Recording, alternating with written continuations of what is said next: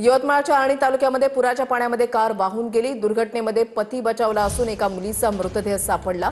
पत्नी आणि एक मुलगी बेपत्ता आहे। दारवा तालुक्यामधील दहेली दुर्घटनेने परिसरामध्ये हळहळ व्यक्त केली जाते। विवेक गावंडे आमचे प्रतिनिधी अधिक माहिती देतील। विवेक,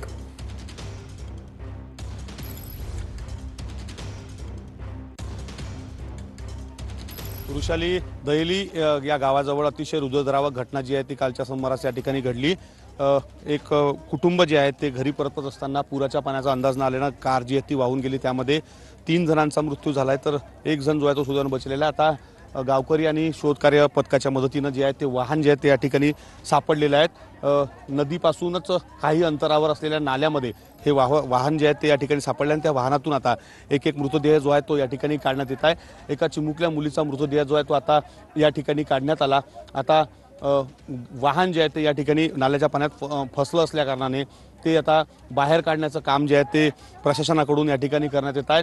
गावकऱ्यांच्या मदतीने जे आहे ते या ठिकाणी करण्यात येत आहे। या संपूर्ण ठिकाणी जर पाहिलं तर मोठ्या प्रमाणात गावकरी जे आहेत ते या ठिकाणी जमलेले आहेत आणि मदत कार्य जे आहे ते राबवलं जात आहे। अविनाश खंडारे हे यांचं कुटुंबीय होतं आणि हे परतत असताना पुराच्या पाण्याचा अंदाज न आल्यानं हा अपघात जो आहे तो या ठिकाणी झाला आणि पुराच्या पाण्यात जे वाहन आहे ते वाहून गेलं।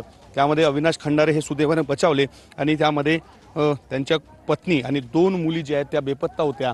त्या संदर्भात आता एक मृतदेह जो आहे तो सध्या बाहेर जो आहे तो काढण्यात आलेला आहे आणि बाकीचं जे बचाव कार्य आहे ते या ठिकाणी सध्या सुरू आहे। अजून 2 मृतदेह आहेत ते अजूनही या ठिकाणी सापडणं बाकी आहे।